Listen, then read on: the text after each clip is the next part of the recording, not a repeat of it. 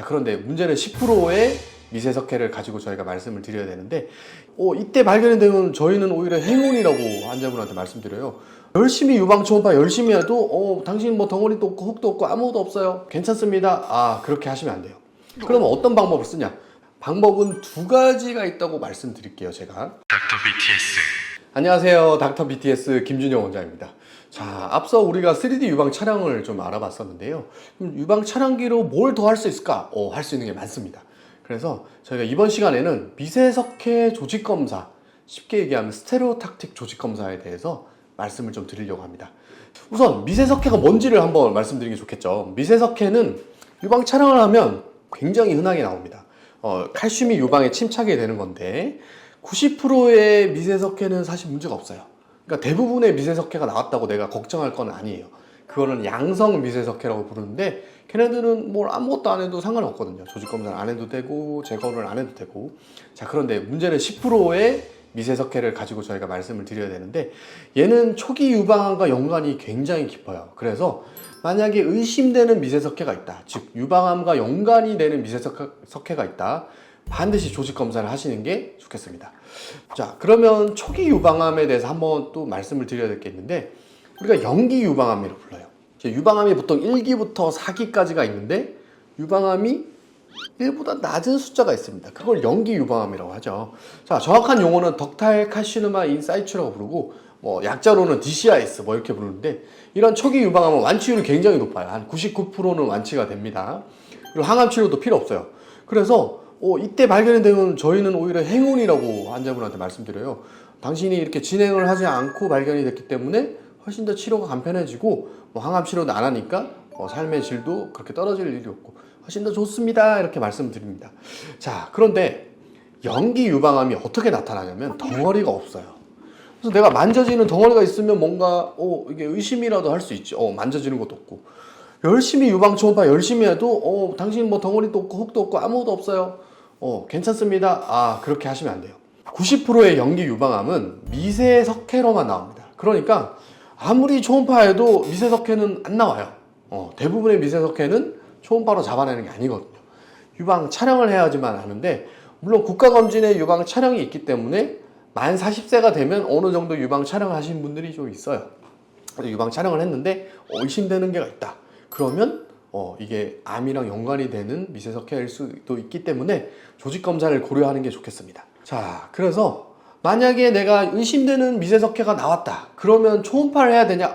그것도 물론 맞는 말이죠. 그런데 사실 초음파보다 더 좋은 거는 확대 촬영이라고 해서 좀 더 자세히 이거를 보는, 유방 촬영을 보는 방법이거나 아니면 3D 촬영이라고 해서 앞서 저희가 설명드렸듯이 이렇게 회전을 하면서 찍는 방법이 있는데 그거를 통하면 좀 더 정확하게 이게 암이랑 연관이 있는 미세석회냐 아니면 그냥 양성 미세석회냐 이런 걸 정확하게 좀 더 판단할 수 있습니다. 자, 그럼 미세석회 조직검사 어떻게 하냐? 우리가 일반적으로 유방암은 앞서 저희가 여러 번 말씀드렸지만 총조직검사라고 해서 초음파를 보면서 덩어리가 있으면 총소리처럼 나는, 탕탕 소리가 나는 그런 굵은 바늘을 이용해서 조직검사를 한다고 그랬죠. 자, 근데 미세석회 초음파로 안 보인다고 여러 번 말씀드렸잖아요.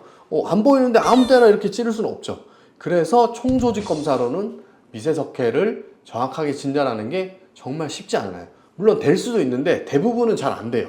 그러면 어떤 방법을 쓰냐? 방법은 두 가지가 있다고 말씀드릴게요. 제가 만약에 제가 유방암 검사를 했는데 미세석회 의심이 된다, 그러면 이걸 어떻게 조직검사를 하냐? 바늘을 넣습니다. 긴 와이어를 유방에다 넣고요. 그 와이어는 엑스레이에서도 잘 보이고 유방 촬영에서도 초음파에서도 잘 보이고요. 그 다음에 수술할 때도 와이어를 따라서 수술하면 되니까 잘 보여요. 그러니까 세 개에서 다 잘 보이는 와이어를 넣고 그 주위를 수술로 이렇게 뗍니다. 그러니까 절개 수술을 하는 거죠. 근데 얘네의 단점은 전신 마취를 해야 돼요. 왜냐하면 이게 절개 수술이기 때문에 한 3cm에서 5cm 정도 절개가 생기거든요.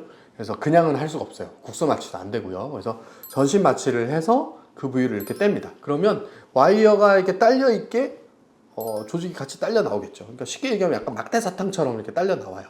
그럼 그거를 다시 엑스레이 찍어 보면 그 안에 석회가 들어가 있는 게 확인이 될 겁니다. 이렇게 하는 게 절개 생검인데 대부분의 대학병원은 이렇게 검사를 하게 되어 있습니다. 그래서 이렇게 검사를 했을 때 단점을 아까 말씀드렸지만 흉터가 생기고 또 푹 꺼지는 게 생겨요. 수술해서 이만큼 떼야 되기 때문에 푹 꺼지고요. 근데 이게 꺼짐은 영원히 돌아오지 않아요.